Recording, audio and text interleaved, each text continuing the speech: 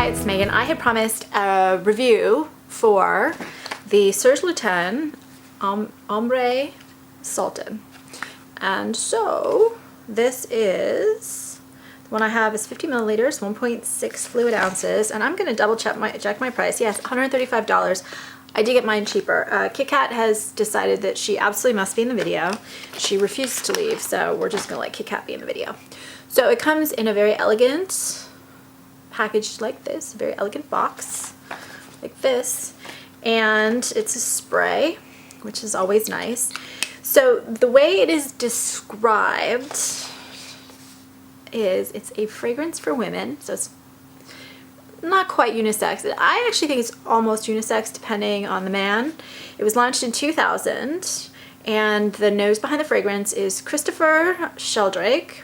It has coriander, sandalwood, bay leaf, patchouli, angelica, resins, myrrh, amber, oregano, myrtle, benzoin, and vanilla. So they call this a mysterious, moving scent, the antithesis of kind of the regular powdery golden ambers you're familiar with, deep resinous spices, amber, patchouli, and they have images from websites about Bedouin tents and thick burning incense on coal and spices, and sensual, goes beyond sensual or coy.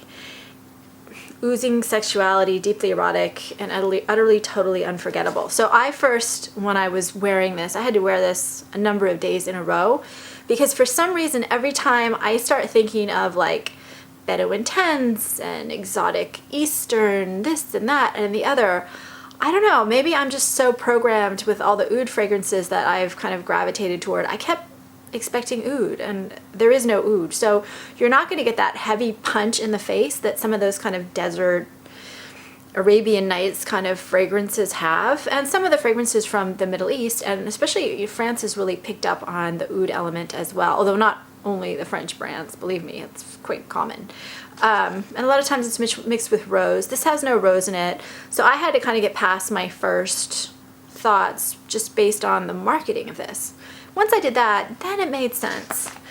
So for me, I really get the incense in this. That is, it's not fair to say that's the predominant scent, because it really isn't. It's very subtle. Like there are some, again, fragrances that are much stronger in pushing their incense. This one, it's just a soft, warm, burning, ambery, resiny, but soft, feminine incense, if that makes sense, as opposed to that really exotic, wafting, chapel, temple, church kind of thing. This is something that like the woman who walked into the temple with all the incense burning is carrying out with her, as opposed to when you walk in and get hit with that blast of incense. I did not know what angelica root was, so I looked it up. And the scents of angelica root are musk and juniper. And that gets to kind of the next thing in this fragrance. It's very well balanced. So if you listen again, it's got coriander, I'm just going to read the spices. Coriander, oregano, bay leaf, and then I'm going to throw in sandalwood, even though I do know that's not a spice, but there's a reason for that.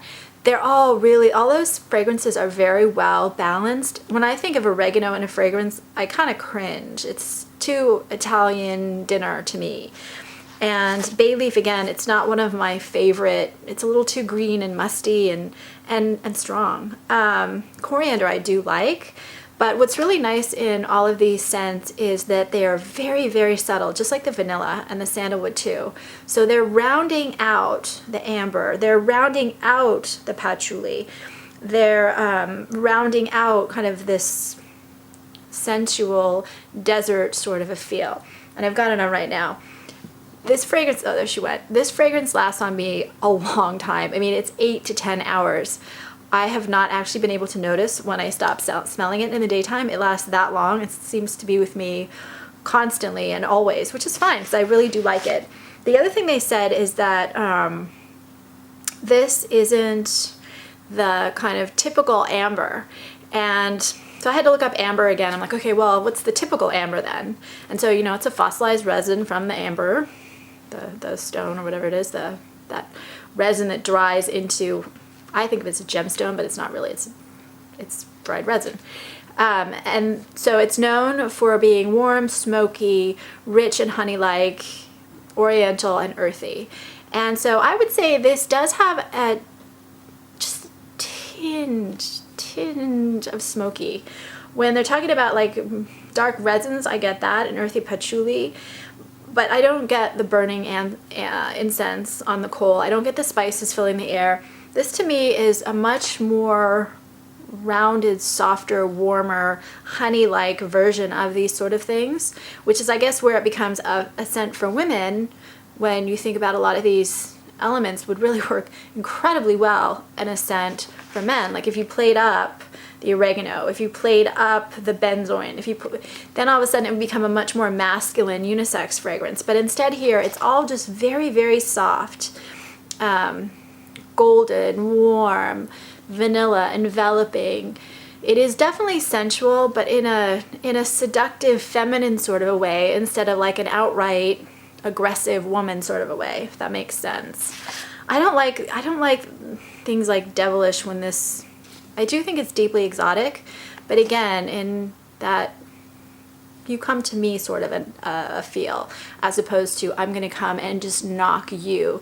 And that's where I guess this to me is more a Middle Eastern fragrance than a French one, because sometimes I feel like the French elements, they really want to be sexy, and this one is that more restrained sexiness that I feel like, you know, that bait and switch, hidden distance, come get me kind of feel to it, as opposed to the wow, am I not sexy? So I think it's kind of a fun, it's totally not a fun scent, but for me, I think it's kind of a fun scent in that it's just not what I expect. And so I've got to step back and I've got to say, okay, take all those visions of 100,001 nights and tents and all that and deserts, and just step back into one of the houses in a country like that, where the women are in beautiful gardens, behind walls.